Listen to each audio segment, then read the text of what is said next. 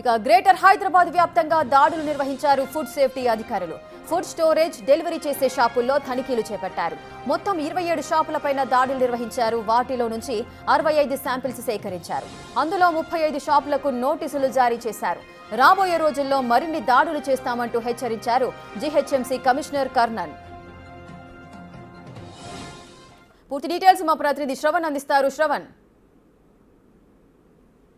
మొన్నటి వరకు only hotels, restaurants, food courts పైన దాడులు చేసినటువంటి ఫుడ్ సేఫ్టీ అధికారులు ఇక మీదట ఫుడ్ డెలివరీ పాయింట్స్ అంటే జెప్టో, దాని తర్వాత Swiggy, BigBasket, Instamart, Amazon fresh లాంటి సంస్థల ఏవైతే డెలివరీ పార్ట్నర్స్ ఉంటారో వాళ్ళందరి స్టోర్ల పైన కూడా దాడులు చేయబోతున్నామని చాలా స్పష్టంగా జిహెచ్ఎంసీ కమిషనర్ ఆదేశాలు ఇచ్చారు.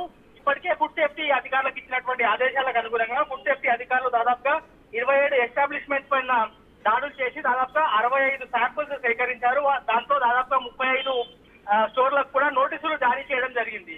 రాబోయే రోజుల్లో ఈ దాడులు మరింత ఎక్కువ చేస్తామనేది ఫుడ్ సేఫ్టీకి సంబంధించినటువంటి అధికారులు కానీ జిహెచ్ఎంసీ కమిషనర్ కానీ స్పష్టంగా తెలియజేశారు. ఎందుకంటే ఫుడ్ సేఫ్టీ, ప్రజా ఆరోగ్యం పైన జిహెచ్ఎంసీ చాలా స్పష్టంగా ముందుకు వెళ్తుంది అనేది జిహెచ్ఎంసీ కమిషనర్ చెప్పేటువంటి ప్రయత్నం చేశారు. మొన్నటి వరకు హోటల్స్ లో మాత్రమే కొంత కల్తీ ఫుడ్ జరుగుతుందని తెలిసింది. కానీ ఇక మీద కొన్ని ఫుడ్ సేఫ్టీకి సంబంధించినటువంటి అధికారులు మాత్రం ఈ డెలివరీ పార్ట్నర్స్ పైన కూడా సీరియస్ గా దృష్టి పెట్టబోతున్నారు. ఎందుకంటే వాళ్ళే ఫుడ్ డెలివరీ చేస్తారు కాబట్టి వాళ్ళ మీద దాడులు చేస్తామనేది జిహెచ్ఎంసీ కమిషనర్ స్పష్టంగా చెప్పారు.